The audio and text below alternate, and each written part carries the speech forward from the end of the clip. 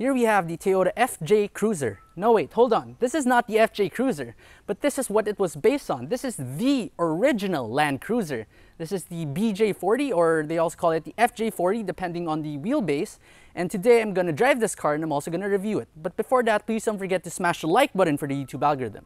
And don't forget to subscribe to my channel to see more car reviews. This car was originally red, then it was repainted to this beige color. This car was restored from the ground up. Everything they use is of high quality.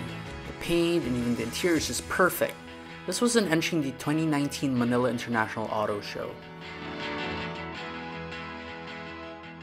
This original Land Cruiser is actually for sale. It's being sold right now for 1.650 million pesos. In the front, you can see that the Land Cruiser has no Toyota badge. There's no man with the hat. You only have a word that says Toyota and diesel, just like the FJ Cruiser. And the round headlamps too, so nice, very similar to the FJ. You got your probably turn signals and fog lamps over here. And this bumper is ridiculously long. And it's so exposed. Usually we're gonna have something like covering it this side, right? And underneath, but no, this has nothing. So nice overall. You can see that there's just so much windows on this car. You got 1, 2, 3. You have another one over here, and it's a curved window. It's pretty cool. So as you enter the FJ, first thing you'll notice is just how chunky those doors sound. Over here, as you can see, that everything is just original and so nice. This looks like a time machine back to 1977. Look around the interior. Everything's just so basic on this car. Nothing can go wrong on this car. This is probably where Land Cruiser got its reputation for reliability. You got a small stepboard over here. So let's climb on in. It's a bit high, this car. So as you step in, first you want to check the doors. That is just extremely solid. So here you got your speedometer. It's extremely basic. You got your steering wheel that's extremely thin as well. You got your horns here. And you know, there's really nothing much. Your shifter over here. So actually it's like this. So 1 is up, 2, 3, and 4. There's a 4-speed. And reverse is all the way to the left and down. Here you have your differentials to lock it, or if you want to go to low or 4-wheel drive. Over here at the center, that's actually a cutoff switch to turn off the car, because you know, old cars, it's pretty old school, you gotta cut it off even after you turn off the key. Since it's a diesel, it still keeps on running. So inside the Land Cruiser, it's extremely basic. As you can see, this is to turn on your AC. Of course, this is an aftermarket AC system that you put here down below.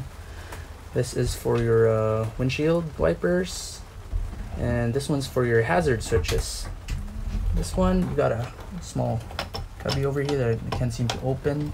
And this is your glove box actually, so there's no twist or anything, just pull straight out. And that's about it. It's pretty much like a cannon there. Got a grab handle over here. You need that because of how bouncy this car is. On the side, you can actually open this just by twisting, then pushing out. Classic. The other option is if you want windows, you just twist it all the way down. The car has a rear view mirror as well over here. And it's extremely basic, and it's actually extremely thin and kind of flimsy feeling. You got your sun visors over here. They're very small as well. And everything in the inside of this car is just exposed over here. There's no padding, of course, nothing to cover it. It's just bare metal all around. As for your seat belts, it's just a regular seat belt that it hooks from there on top, goes all the way down. There's nothing special about it either. This car comes with a parking brake that you just twist down. If you've seen my FX video, it's pretty much the same thing. So to start this car, you just turn the key like that. And you see that this thing is red, and you have to hold this down for around 15 seconds. Again, it's very old school, can't do anything about it. There's no glow plugs on this. Hold it down, takes a while. That one, start it up like that. So you can hear that this car sounds like a jeepney, but in a good way. So the locks, there's no power locks, of course. You just push this and that's locked and that's unlocked. You see that the doors are like ambulance doors. They open to the left and right. This one is just a big chunky door. Ooh, that sounds really nice. You have a spare tire at the back and your plate holder over here. So to open these doors, just the usual thing. Push this down, open it. Once that's open, you actually have to unlatch this one first. Once that's unlatched, you can pull the spare tire out of the way. And then over here, you can grab a handle. There you go, and that one opens up like that. Wow, it's just so beautiful, this car. Extremely spacious inside, of course, there's nothing covering it. You got a seating for probably 2 or 3 over there and another 2 or 3 over here. No grab handles, so that can get quite scary when you're driving or if you're a passenger in here. You know, that wasn't a big concern back in the 70s. To open up the hood of the original Land Cruiser, just press this down. It unhooks. Like that, it's spring loaded. And you have to do the same to the other side. Just push it down, spring loaded, and you can finally lift this up. So once you lift up the engine, underneath you can see that this engine has just been fully restored. That's a beautiful diesel engine from Toyota.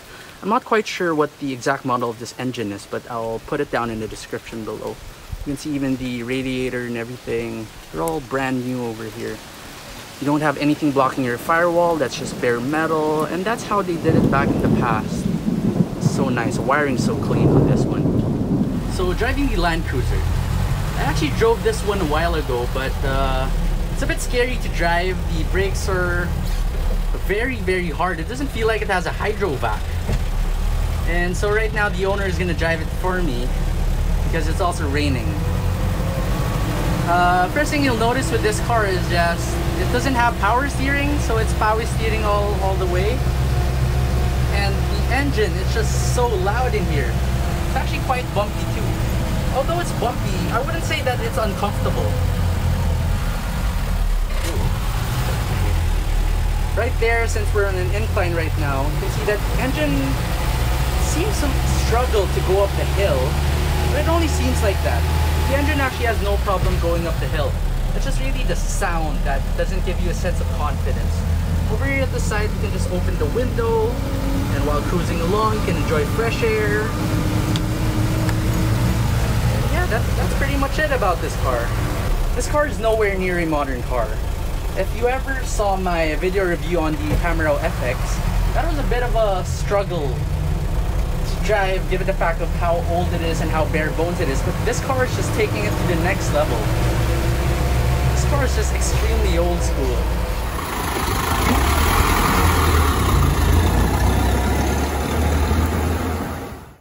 If you like this video, please don't forget to smash the like button for the YouTube algorithm. And also don't forget to subscribe to my channel to see more car reviews.